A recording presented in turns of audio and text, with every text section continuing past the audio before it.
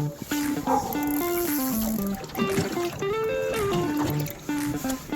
fish.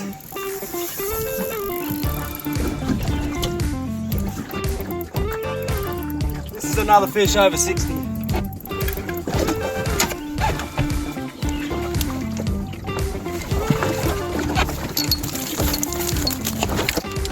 Horse! Yes! Well, how good is Marimbula? Oh, it's been so long since I've been out chasing snapper, but look at the weather we've got. I'm out there in a 4-metre boat, casting a few soft plastics around. Check out the fish. Come and have a look. Come on. Look at this. Look at this. 5 of them over 60 centimetres. The big dog's 70. How good? How good? I think the best way to do this is, because this is rather impromptu, but let's go back to the morning and I'll show you how it all began and we'll run you through how I was catching these beautiful fish. Well, nothing gets me frothing like an early morning snapper session. Watching the sun kiss the horizon as I punch through the morning mist across the bay really gets my blood pumping. And that first cast into the new day sends an excited tremble through my hands, brimmed with anticipation. Then my rod buckles, my reel's drag is screaming, and my first fish feels the gentle caress of the landing net. This is winter snapper fishing, baby. This is worth braving the cold. This is what I love. Not long after that fish was iced, a string of good-sized reds continued to follow suit. The icebox was soon stacking up with scaly flanks of crimson, with the fish of the day rounding out my bag. Look at the head on it! Oh, 10 snapper, 4 of them. This one's got to be 70. It's a bloody horse. The snapper was succumbing to an array of soft plastic presentations, consisting of the Molluck's 5-inch fork flex, the Bait Junkie 5-inch wave minnow, and of course, the Bait Junkie 7-inch jerk shad in pine lime. All of these plastics were rigged on 3/8 of an ounce jig heads and heavily scented with S-Factor. It's been so long since I've been snapper fishing, and I just totally enjoyed catching so many beautiful fish like that on such a gorgeous Sapphire Coast winter's day. G'day folks, I'm Ando from Boss Outdoor, and welcome to this week's fishing report. Well, if you want something different than snapper, like flathead, Estuary Beach, 55 metres of water. Our good customer Steve Coltrera came in and he said he found heaps of them, big size, and he got his bag so fast it wasn't funny. The good thing about that deeper water, as I've mentioned in the past few reports, you're always going to get some gurnard. You know, if you haven't seen a gurnard, they're a beautiful looking fish.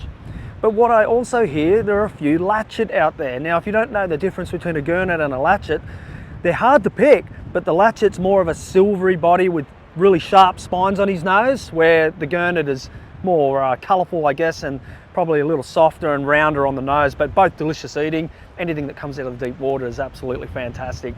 If you want some moa, go down to Leonard's Island. Like the moas out here, I've caught a couple of small moas out here of late, and I'm talking they're tiny. Down at Leonard's, so much better. Bigger fish and more of them, and I hear in that 25 to 30 metre range, that's where they're picking them up. And if you're chasing a few gummies this weekend, you're in luck. We had a customer come in, he's visiting from Shepparton with his wife. Greg's his name. He asked about how to catch a few gummies and where to chase them in this area. We hooked him up. He came back the next day with 3 gummies. How good? He actually caught one on a soft plastic while he was fishing for snapper. I've never heard of that, but that was just fantastic. I saw the photos, they were brilliant fish. If you want to chase some gummies, this is the time of year to do it. And while we're talking offshore, why don't we shoot the leaf to see what those tuna are doing? Well, it is well and truly tuna time, isn't it? Thanks, Buddha. Far out, we've seen some good catches this week. Some bluefin well and truly up over that 100 kilo mark. Amazing fish. Some pretty big yellowfin kicking around too, and some smaller fish in the mix as well.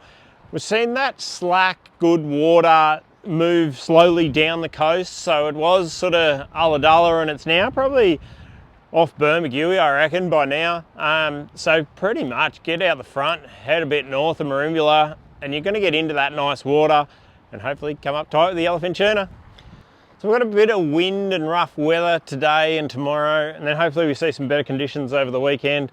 So yeah, there's definitely fish to be caught, so I'd get out there early, get out wide, get into that 1,000 fathom line and go up and down there. I reckon it'd be a good start.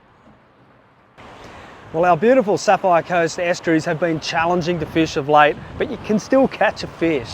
There's been an enormous amount of flounder being caught. I don't know where they're catching them, no one's telling me, but I'm tipping they're coming out of the deepest sections of the estuaries. So Merimbula Top Lake in the main basin, Pambula in the Broadwater, and in the Bega River, I suggest in those deeper holes. It's a funny thing fishing deeper holes in winter, but it just works. It's where the salinity levels are right, the bait fish are there, so all the other predatory fish are feeding. Speaking of the Bega River, producing some beautiful bream. Not to mention down at Pambula in the Broadwater, there's an array of species on offer there. You get some beautiful winter whiting in there, particularly on metal blades, and you'll also get your bream. Now, speaking of bream and metal blades, this is a month where all this starts to happen, from Malakuta way up to St George's Basin in the north. Every one of those little landlocked estuaries or open estuaries to the ocean will hold bream, particularly black bream, and they will fall victim to a metal blade. So make sure you've got some blades in your kit, scent them up, work them nice and slow. They definitely work. And I've heard a few customers still catching mulloway, casting hard bodies at night and soaking a bait, so that's still a good option this time of year. A few customers have come in of late and asked me how to catch garfish. What a fantastic fish to catch. I used to love catching them as a kid. All you need is a little float and a small hook off that. We have pre-tied rigs for this application in the store, so come in and grab them, $3.99. But if you get some burley in the water and send it out around the bridge or down here at Bar Beach, you'll find some garfish. Well, on the beach front, with offshore winds and zero swell, the salmon and tailor have been hard to find. But I hear up around Bondi, Hobart Beach, that's the place to find them. But you're gonna have to be early in the morning or late afternoon into the evening. The other thing to chase is a mulloway. The mulloway is still getting caught off the beach. If you haven't caught a mulloway off the beach, give it a shot. It is the most exhilarating thing you'll ever do when you see those chrome flanks in the gutter and then you finally beach it and get a gill grab. Oh, nothing better. Well, if you want to do a bit of rock fishing, right here at Bar Beach, you can get good bream here, just on this rocky foreshore, but generally in the afternoon. Haycock in the distance. If you want drummer, that's where you need to go. That's where you're going to get your drummer this weekend. A plethora of options over there and really good fishing.